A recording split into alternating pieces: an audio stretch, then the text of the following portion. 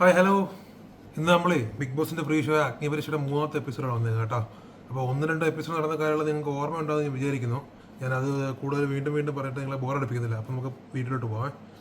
അപ്പോൾ ഇപ്പം മൊത്തം നമുക്ക് 40 പേരുണ്ട്. ആദ്യത്തെ എപ്പിസോഡ് വന്ന് 20 പേരും രണ്ടാമത്തെ എപ്പിസോഡ് വന്ന് 20 പേരും. അപ്പം മൊത്തം 40 പേര് വെച്ചിട്ടാണ് ഇന്നത്തെ എപ്പിസോഡ് സ്റ്റാർട്ട് ചെയ്യുന്നത്. ഇന്നത്തെ എപ്പിസോഡ് സ്റ്റാർട്ട് ചെയ്യുമ്പോൾ തന്നെ ഒരു ക്ലൂ വരുന്നുണ്ട്. ഇന്നൊരു എലിമിനേഷൻ ഉണ്ടാകുന്നു. 1 4 എലിമിനേഷൻ ഉണ്ടാകുമെന്ന് പറയുന്നത്. അപ്പോൾ അങ്ങനെ ഒരു തീ പടർത്തിയിട്ടാണ് ഇന്നത്തെ എപ്പിസോഡ് തന്നെ സ്റ്റാർട്ട് ചെയ്യുന്നത്. അപ്പോൾ ഇന്ന് മുതലാണ് തീ പാർന്ന് കളി തുടങ്ങുന്നതാണ് നമ്മുടെ ഹോസ്റ്റ് പറയുന്നത്. അപ്പോൾ അതിന് വേണ്ടിയിട്ട് 4 ടീമാക്കണം. അതായത് ഈ 40 പേരാണല്ലോ, 40 പേരെ 4 ടീമാക്കുക. 10 ഇട്ട് 4 ടീമാക്കാനുള്ളതാണ്.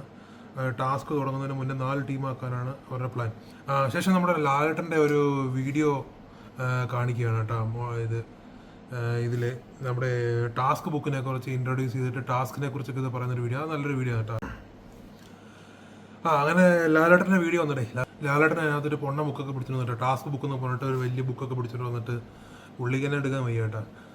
എടുത്ത് വന്നിട്ട് പറയുകയാണെങ്കിൽ എനിക്ക് ഇഷ്ടമുള്ള കുറേ ഗെയിംസ് ഉണ്ട്, അതെല്ലാം ഞാൻ ഇതിനകത്ത് ഇൻക്ലൂഡ് ചെയ്തിട്ടുണ്ട്, ഞാൻ ബിഗ് ബോസ് സംസാരിച്ചിട്ടുണ്ട്, ഇതാണെന്നൊക്കെ പറഞ്ഞിട്ട് ക്ലീഷ ഡയലോഗ്സ് ഒക്കെ പറഞ്ഞിട്ട് പറയുകയാണ്. ഇതിൽ വിജയിച്ച ആളായിരിക്കും പ്രേക്ഷകരുടെ പ്രതിനിധിയായിട്ട് ബിഗ് ബോസ് വീട്ടിനുള്ളിലേക്ക് പോകുന്നത് പറഞ്ഞിട്ട് കുറച്ച് ഈ ടാസ്കിനെ കുറിച്ച് കുറച്ച് പറഞ്ഞിട്ട് എല്ലാവരും നല്ലപോലെ കളിക്കുക, കൺഗ്രാറ്റ്സ് ഒക്കെ പറഞ്ഞിട്ട് ലാലേട്ടൻ്റെ വീഡിയോ ഔട്ടാവുന്നു. ശേഷം നമ്മൾ ഈ ടാസ്ക് തുടങ്ങാൻ പോവാണ്. അപ്പോൾ ഈ ടാസ്ക് തുടങ്ങിയിട്ട് 4 ഗ്രൂപ്പുകളായിട്ടാണ് തിരിച്ചേക്കുന്നത്. ഞാൻ പറഞ്ഞില്ലേ, team A, team B, team C, team D. ഇതിൽ ടീം എയിലെ ക്യാപ്റ്റനായിട്ട് ഒരു ഏകപക്ഷീയമായിട്ട് ചൂസ് ചെയ്തേക്കുന്നത് വോട്ട് ചെയ്യുക, അതായത് വോട്ട് ചെയ്തെടുക്കുക എന്നുള്ളതാണ്. ഈ വോട്ട് ചെയ്യുന്നതിന് ഒരു റൂൾസ് ഉണ്ട്. അതായത് ഇന്നലെ നമ്മുടെ റെഡ് ബാൻഡ് കിട്ടിയില്ലേ, നമ്മുടെ ഔട്ട് ഹൗസിൽ പോയ ടീംസ് ഉണ്ടല്ലോ, റെഡ് ബാൻഡ് ഇട്ടിട്ട് ആ ഔട്ട് ഹൗസിൽ പോയ ടീംസിന് ഈ ഇത് ചെയ്യാൻ പാടില്ല, അവരെ ചൂസ് ചെയ്യാൻ പാടില്ല ക്യാപ്റ്റനായിട്ട്. അവർക്ക് ചൂസ് ചെയ്യാം, ആരെ വേണമെങ്കിലും ചൂസ് ചെയ്യാം, പക്ഷേ വേറെ ആർക്കും അവരെ മാത്രം ചൂസ് ചെയ്യാൻ പാടില്ല. അപ്പോൾ അങ്ങനെ ആക്കിയിട്ട് എന്ത് ചെയ്ത് ആ ടീം എയിൽ വന്ന ആൾക്കാരെല്ലാം കൂടെ ഏകപക്ഷീയമായിട്ട് പല അഭിപ്രായങ്ങൾ വെച്ചിട്ട് മെജോറിറ്റി നോക്കിയിട്ട് നമുക്ക് തഷീനെ കിട്ടി കേട്ടോ. മൊത്തം 4 ക്യാപ്റ്റന്മാരാണ്. 4 ടീമിന് 4 ക്യാപ്റ്റന്മാർ. തഷി, പ്രണവ്, അഭിറാം, ലൊലിറ്റ, ഇവർ 4 പേരുമാണ് 4 ക്യാപ്റ്റന്മാർ. അപ്പോഴാണ് നമ്മുടെ റനീഷ് പറയുന്നത്, ഈ നിൽക്കുന്ന 40 പേരിൽ 4 പേര് ഇന്ന് എലിമിനേറ്റ് ആവും. അതിൽ ഈ ക്യാപ്റ്റന്മാരായ 4 പേര് എലിമിനേറ്റ് ആവത്തില്ല. കൂടാതെ നമ്മുടെ ഇന്നലെ മറ്റേ ഇത് കിട്ടിയില്ലേ, ഇൻഫിനിറ്റി പെണ്ണം കിട്ടിയ അവരും ഇന്ന് എലിമിനേറ്റ് ആവത്തില്ല. അവർക്കൊരു സൂപ്പർ പവർ കൊടുക്കുന്ന ആദ്യമേ തന്നെ പറഞ്ഞതല്ലോ. അപ്പോൾ അവർക്കുള്ള പവർ ഇതാണ്, അവരിന്ന് എലിമിനേറ്റ് ആവത്തില്ല. ഇനി അതിനുശേഷം ഒരു ഗെയിമാണ് നമ്മുടെ ഇപ്പം ഇൻസ്റ്റയിലൊക്കെ ട്രെൻഡിങ് ആയിട്ട് പോയിരിക്കില്ലേ, നമ്മുടെ ബ്രിട്ടീഷുകാർ ചെയ്ത പരിപാടിയില്ലേ, മറ്റേ സ്റ്റോപ്പ് വാച്ച്. നമ്മളടിക്കുക, ടൈം എത്രയാണെന്ന് കാൽക്കുലേറ്റ് ചെയ്യുക. അതായത് ഇവർ 60 സെക്കൻഡ് കൊടുത്തിട്ടുണ്ട് കേട്ടോ. 60 സെക്കൻഡ് മാച്ച് ആവണം. എക്സാക്റ്റ് വരിക അല്ലെങ്കിൽ നിയർ ബൈ വരിക ചെയ്താൽ മതി. ഏറ്റവും കൂടുതൽ ടൈം ഏത് ടീമാണ് എടുക്കുന്നത് അവരാണ് ആ ടീമാണ് വിന്നർ എന്നുള്ള രീതിയിലാണ് കാര്യങ്ങൾ പോകുന്നത്. ഏറ്റവും ലീസ്റ്റ് വരുന്ന അവരാണോ അവർക്കാണ് പണി കിട്ടാൻ പോണത്. അപ്പോൾ ഇവർ 1 മിനിറ്റ് ഇവർക്ക് കൊടുക്കുക, ആ ടീമായിട്ടൊന്ന് ആലോചിക്കാൻ പറ്റുന്നത് എങ്ങനെ പ്ലാൻ ചെയ്ത് കളിക്കണം വെച്ചിട്ട്. ആക്ച്വലി ഇതിൽ എനിക്ക് ഇത് കണ്ടപ്പം എനിക്കൊരു കാര്യം മനസ്സിലാകാറില്ല, ഇതിനകത്ത് കുറച്ച് കളിയൊക്കെ നമ്മുടെ ബിഗ് ബോസും കളിക്കുന്നുണ്ട് കേട്ടോ. കാരണം ഇവർ പലപ്പോഴും ഈ സാധനം ക്ലിക്ക് ചെയ്യുമ്പോൾ ഇത് ക്ലിക്ക് ആവത്തില്ല, ബസർ അടിക്കത്തില്ല, ഓൺ ആവത്തില്ല. അങ്ങനെ ഇവരുടെ കാൽക്കുലേഷൻ മൊത്തം തെറ്റിക്കാൻ വേണ്ടിയിട്ടുള്ളൊരു കളി അവിടെ നടക്കുന്നുണ്ട്. അതൊരു ഫെയർ ഗെയിമായിട്ട് എനിക്ക് തോന്നിയില്ല. എനിവേ, എല്ലാവർക്കും ഒരു ഫേവറേറ്റ് കണ്ടസ്റ്റൻസ് ഉണ്ടാവില്ല, അവരെ എൻജോയ് ചെയ്യാൻ വേണ്ടി പലതും കാണിക്കും.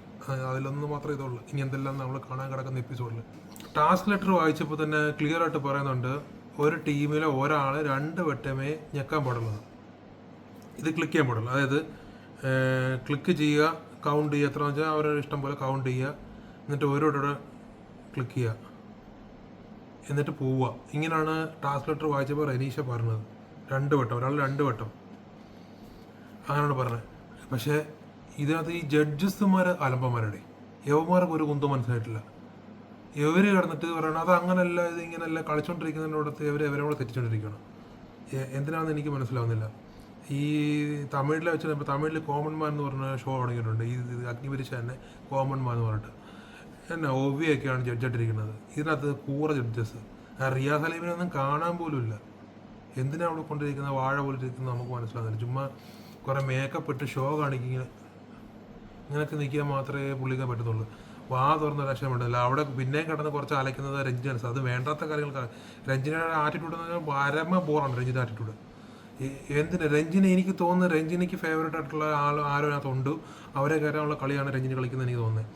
അതല്ല ചുമ്മാ ഇത്രയും ഷോ ഓഫ് കാണിക്കേണ്ട ഒരു ആവശ്യമില്ല. ടീം എ കംപ്ലീറ്റ് ചെയ്തേക്കുന്നത് 44.75 സെക്കൻഡ്സാണ് ടീം എ കംപ്ലീറ്റ് ചെയ്തേക്കുന്നത്. ടീം ബി കംപ്ലീറ്റ് ചെയ്തേക്കുന്നത് 42.62 സെക്കൻഡ്സാണ് ടീം ബി കംപ്ലീറ്റ് ചെയ്തേക്കുന്നത്. ഓക്കെ, ടീം സി കംപ്ലീറ്റ് ചെയ്തേക്കുന്നത് 33.96 33.96 ടീം സി കംപ്ലീറ്റ് ചെയ്തത്. അതിനുശേഷം എന്തുകൊണ്ട് ഞാൻ ലീസ്റ്റ് വന്നു വെച്ചിട്ട് അവർ രഞ്ജിനി ചോദിച്ചപ്പോൾ അവിടെ ഒരു ഗ്രൂപ്പ് അടി നടന്നു. ഞങ്ങളുടെ ഏകപക്ഷീയമായിട്ട് തീരുമാനമാണ്, ഞങ്ങളാരും ഡിസ്കസ് ചെയ്തില്ല, ക്യാപ്റ്റൻ അഭിറാമിൻ്റെ ഏകപക്ഷീയമായിട്ടുള്ള തീരുമാനം ഇതാണ് പറഞ്ഞിട്ട് ഒമ്പനടി. എനിവേ അത് വീണ്ടും കളിക്കാൻ പറ്റില്ല എന്ന് പറഞ്ഞുകൊണ്ട് രഞ്ജിനി ആ ടൈം തന്നെ കൊടുത്തു. 33.96 തന്നെ അവർക്ക് സെറ്റ് ചെയ്ത് കൊടുത്തു. അവരാണ് അതിൽ നിലവിൽ ലീസ്റ്റ് അടിക്കുന്നത്. അപ്പോൾ ഇനി ഒരു ടീമോട് ബാക്കിയുള്ള ടീം ഡിയുടെ സ്ട്രാറ്റജി ഉണ്ടല്ലോ, ടീം ഡിയുടെ സ്ട്രാറ്റജി സൂപ്പറായിരുന്നു കേട്ടോ. അവർ കാരണം ഈ ടീം എയും ബിയും സിയും കളിച്ചത് ഇവർ നോക്കി എന്നിട്ട് ഇവർക്ക് ഐഡിയ കിട്ടിയപ്പോഴത്തേക്ക് ഇവരെന്ത് ചെയ്ത് ഈ സാധനത്ത് കുറച്ചുകൂടെ ഒക്കെ ഒന്ന് പ്രൊഫഷണലായിട്ട് ഇച്ചിരി സ്ട്രാറ്റജിയൊക്കെ യൂസ് ചെയ്ത് കളിച്ച് എന്നിട്ട് അവസാനം വന്ന് നമ്മുടെ രാകേഷ് ആയിരുന്നു. പുള്ളിക്കായിരുന്നു ടൈം കൂടുതൽ കൊടുത്ത് പുള്ളി അവരുടെ ടീമിൽ അങ്ങനെ സെറ്റ് ചെയ്ത് വെച്ചേക്കുന്നു തോന്നുന്നു. നമ്മുടെ ലൊലിറ്റയാണ് ക്യാപ്റ്റൻ. അപ്പോൾ അങ്ങനെ അവസാനം അവർ ജയിച്ചേട്ടാ. അപ്പോൾ അവർക്ക് 51.18 സെക്കൻഡാണ് അവർ ഫിനിഷ് ചെയ്തിരുന്നത്. അപ്പോൾ രഞ്ജിനി വെച്ച് എത്ര വരും ലൊലിറ്റ എക്സ്പെക്ട് ചെയ്യാൻ പറ്റുമെന്ന് വെച്ചപ്പോൾ ലൊലിറ്റ പറഞ്ഞ് ഒരു അറൗണ്ട് 51 ബിറ്റ്വീൻ 55 എന്നൊക്കെ പറഞ്ഞേ. ആക്ച്വലി അവർക്ക് കാൽക്കുലേഷൻ കറക്റ്റ് ആയിരുന്നു. അവർക്ക് 51.18 അവരുടെ ടോപ്പായി അവർ വിന്നറായിട്ടോ. ഇതിനിടയിൽ കൂടെ വേറെ സംഭവമാണെന്ന്, നമ്മുടെ പൂജയില്ലേ, മറ്റേ പൂജ അലമ്പുണ്ടാക്കിയ പൂജ, ആ പൂജ നമ്മുടെ രാകേഷ് ചെയ്തുകൊണ്ടിരുന്നപ്പം നിർത്തിയിട്ട് പോടേന്ന് പറഞ്ഞിട്ട് മതിയുടെ നിർത്തിയിട്ട് പോടേന്ന് പറഞ്ഞിട്ട് കിടന്ന് ഒച്ചപ്പം ഉണ്ടാക്കി. അത് നമ്മുടെ അഖിൽമാർക്ക് ഒരു ചോദ്യം ചെയ്ത്, പക്ഷേ എനിക്ക് വീഡിയോക്കകത്ത് ഇറങ്ങിപ്പോടാന്ന് പറയുന്നതൊന്നും ഞാൻ കേട്ടില്ല. നിർത്തിയിട്ട് പോടേന്ന് പറയുന്നത് ഞാൻ കേട്ടിട്ടുള്ളൂ. ഇനി അഖിൽമാർ കേട്ട എന്താ നമ്മളെ കേൾപ്പിക്കത്താണോ നമുക്കറിയത്തില്ല. എനിവേ പൂജ അങ്ങനെ ഒരു ഷോ ഓഫ് കാണിച്ച് എന്നിട്ട് അതിനുശേഷം ഏറ്റവും ലാസ്റ്റ് വന്നേക്കുന്നത് ഈ ടീം സി ആണല്ലോ, 33 സെക്കൻഡ്സിൽ വന്നേക്കുന്നത്. അങ്ങനെ ആ 4 പേര് എലിമിനേറ്റ് ആവാൻ വേണ്ടിയിട്ട് ടീം സിന്ന് ചൂസ് ചെയ്ത് ഈ ടീം സിയിലുള്ളവരുടെ ഇൻഫിനിറ്റി പെൻഡന്റ് കൂടെ നഷ്ടപ്പെടും കേട്ടോ. ടീം സിയിലുള്ളവരുടെ ഇൻഫിനിറ്റി പെൻഡന്റ് കൂടി നഷ്ടപ്പെടും. കാരണം ആ ടീം ലോസ് ആയല്ലോ. ആ ടീമിന് ഒരു കോർഡിനേഷൻ ഇല്ലാതെ അവരടി ഉണ്ടാക്കി അവർക്കുള്ള ആ ഒരു ഇതൊക്കെ ടൈമിങ്ങൊക്കെ നഷ്ടപ്പെടുത്തിയ ഗെയിമിംഗ് സ്ട്രാറ്റജി ഇല്ല, അവർ ഫുൾ കളിച്ചില്ലേ. ആ ഒരു കാരണം പറഞ്ഞിട്ട് അവരുടെ ആ ടീമിൽ നിലവിൽ ഇൻഫിനിറ്റി പെൻഡൻ ഉണ്ടായിരുന്ന അവരുടെയും കൂടെ ഇൻഫിനിറ്റി പെൻഡൻ ലോസായി. എന്നിട്ട് ഇത് അറിയാം, ബാക്കി ഇൻഫിനിറ്റി പെൻഡൻ കയ്യിലുള്ള ആൾക്കാരെ എല്ലാം സ്റ്റേജിലിട്ട് വിളിച്ചിട്ട് അവരോട് പറഞ്ഞ് നിങ്ങൾക്ക് ഒരാളെ ചൂസ് ചെയ്യാം, ആരെ വേണം ഔട്ടാക്കാനുള്ളതെന്ന് വെച്ചിട്ട്.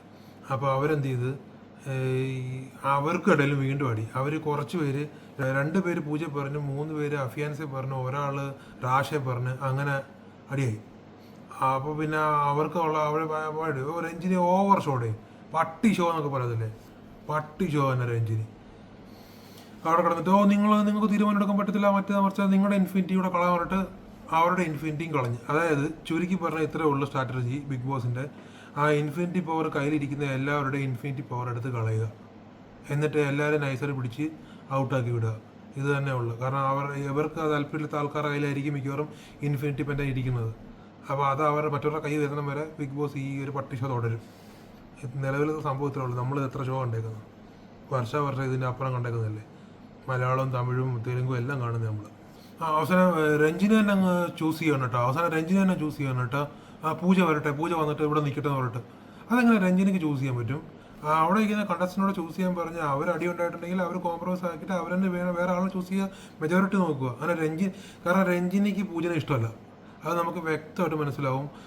പൂജയുടെ ഫസ്റ്റ് ഡേ മുതൽ പൂജ ഇത് അൺഫെയർ എന്നൊരു സംഭവം പറഞ്ഞിട്ടില്ലേ, ഇത് അൺഫെയർ ആയിട്ട് ആ ഗെയിം പോകുന്നതെന്ന് ആദ്യമേ തന്നെ പൂജ നോട്ടീസ് ചെയ്തിട്ടുണ്ടായിരുന്നു. അത് പറഞ്ഞതിൻ്റെ പ്രകാരം ഇതിൽ രാശയം പറഞ്ഞിട്ടുണ്ട് കേട്ടോ. ജെറ്റിയും പറഞ്ഞിട്ടുണ്ടായിരുന്നു. ജെറ്റിയോ രാശയോ ആരാണ്ടോ പറഞ്ഞിട്ടുണ്ട് അൺഫെയർ. ഇവർക്ക് ഇഷ്ടമല്ല. ഇത് ചെയ്യുന്ന മൊത്തം അൺഫെയർ തന്നെയാണ്. നമ്മൾ കണ്ടുകൊണ്ടിരിക്കുന്ന പ്രശ്നം നമ്മൾ പൊട്ടം പറയാനല്ലോ. എന്നിട്ട് എന്താ പറയുക, നൈസായിട്ട് രഞ്ജിനി ക്യാപ്റ്റൻ അഭിറാമിനെ അങ്ങ് സേവ് ആക്കി. ഈ അഭിറാം കാരണമാണ് ആ ടീമിൽ അത്ര അടി ഉണ്ടായത്. അവനെ നമ്മുടെ രഞ്ജിനി അങ്ങ് സേവ് ആക്കി വെച്ച്. രഞ്ജിനി പറഞ്ഞത് അഭിറാം സേവ് ആണ്, നീ അവിടെ പോയിരുന്നോളം പറഞ്ഞു. അതിനുശേഷം ബാക്കി 10 പേര് നിൽപ്പുണ്ടല്ലോ ആ ടീമിൽ. തോറ്റുപോയ ആ 10 പേരിൽ 4 പേര് ഇന്ന് ഔട്ടാകും. അപ്പോൾ ബാക്കി 6 പേര് ആ ടീമിൽ വരും. അങ്ങനെയാണ് പറഞ്ഞു നിർത്തിയത്. അല്ലെങ്കിൽ രഞ്ജിനി ചൂസ് ചെയ്തേക്കുന്നത് ഇവിടെ ബിജു എന്ന് പറഞ്ഞിട്ട് ബിജുവിനെ പിടിച്ചിട്ട് ഔട്ടാക്കി എവിക്റ്റ് ആക്കി കേട്ടോ. പുള്ളിയെ അത് പിന്നെ വലിയ സംഭവം തോന്നുന്നില്ല. പുള്ളിനെ രണ്ടാമത്തെ എപ്പിസോഡ് മുതലേ പുള്ളിനെ വലിയ ആക്റ്റീവായിട്ട് നമ്മളെങ്ങും ക്യാമറയിൽ സ്ക്രീൻ പേസിലൊന്നും കണ്ടിട്ടില്ല. അപ്പം പുള്ളി പോയത് നന്നായി. പുള്ളിക്ക് പ്രത്യേകിച്ച് ചെയ്യാൻ പറ്റുമെന്നൊന്നും എനിക്ക് തോന്നുന്നില്ല. പിന്നെ അതിനുശേഷം ആരാധ്യനെ റിയാസ് പിടിച്ച് ഔട്ടാക്കി. പിന്നെ അതിനുശേഷം നിതിനെ എന്തിനാ ഔട്ടാക്കിയെന്ന് നമുക്ക് ഇപ്പോഴും അറിയത്തില്ല കേട്ടോ. നിതിനെ എന്തിനാ ഔട്ടാക്കിയെന്ന്. നിതിന് അത്യാവശ്യം കളിക്കുന്നുണ്ട്. അവൻ ഇച്ചിരി ആക്റ്റീവ് ആണെന്ന് കണ്ടുകൊണ്ടാണോ ഇനി ഔട്ടാക്കിയത്, ഇനി വേറെ എന്തെങ്കിലും റീസണാണോ പറഞ്ഞിട്ടില്ല. റീസണൊന്നും പറയുന്നില്ല. പ്രത്യേകിച്ച് നിതിനെ പിടിച്ച് ഔട്ടാക്കണം. രഞ്ജിനിക്ക് തോന്നുന്ന പോലെ ചേഞ്ച് ചെയ്യുകയാണ്. കാരണം ഞാൻ നേരത്തെ പറഞ്ഞില്ലേ, ഇവരുടെ ആരൊക്കെയോ ഫേവറേറ്റ് ആൾക്കാരതിനകത്ത് ഉണ്ടോ അവരെ കൊണ്ടുവരുന്ന പരിപാടിയാണ് ഒപ്പിക്കണം മൊത്തം. എന്നിട്ട് അവസാനം റാഷേനെയാണ് ലാസ്റ്റ് വന്നപ്പം നമ്മുടെ അഫിയാൻസിയും റാഷയും വന്നിട്ടുണ്ടായിരുന്നു. അവരുടെ ഒപ്പീനിയനൊക്കെ എടുത്തു. അപ്പോൾ റാഷ പറഞ്ഞു ഞാനാണ് ഇവിടെ നിൽക്കാൻ ഡിസേർവ്, എനിക്ക് ഒരുപാട് കാര്യങ്ങൾ ചെയ്യാനുണ്ട്. അപ്പോൾ അഖിൽ ചോദിച്ചു അപ്പോൾ റാഷയ്ക്ക് ഔട്ടാവുകയാണെങ്കിൽ റാഷ ആരെ ബ്ലെയിം ചെയ്യുന്നു. അപ്പോൾ റാഷ പറഞ്ഞു അഭിരാമിനെ ബ്ലെയിം ചെയ്യുന്നു. അത് അവർക്ക് ഇഷ്ടപ്പെട്ടില്ല. സത്യത്തിൽ ഈ അഭിരാം കാരണമാണ് ആ ടീമിൽ അത്ര അടി ഉണ്ടായത്. അത് റാഷ ഓപ്പണായിട്ട് പറഞ്ഞപ്പോൾ അഖിൽമായ പറയാണ് എന്നാൽ നീ ബ്ലെയിം ചെയ്യുള്ളൂ, റാഷ നിങ്ങൾ ഔട്ടാണെന്ന്. എങ്ങനെയിരിക്കണം? ബിജു, ആരാധ്യ, നിതിന്, റാഷ 4 പേരെ ഇന്ന് എവിക്റ്റ് ആക്കിയിട്ടുണ്ട്. ബാക്കിയുള്ളത് 36 പേരാണ് കേട്ടോ. 36 വെച്ചിട്ട് അടുത്ത എപ്പിസോഡ് 4 ഇനി അടുത്ത വീണ്ടും തീപ്പൊരിവാർന്ന ടാസ്കുമായിട്ട് വീണ്ടും വരാമെന്ന് പറഞ്ഞിട്ട് ഇന്നത്തെ എപ്പിസോഡ് അവസാനിച്ച്. വലിയ പ്രത്യേകിച്ച് വിശേഷങ്ങളൊന്നും ഇല്ലായിരുന്നു ഇന്നത്തെ എപ്പിസോഡിൽ. ഓക്കെ, അപ്പോൾ ഇനി അടുത്ത എപ്പിസോഡിൽ വീണ്ടും കാണാം. Thank you.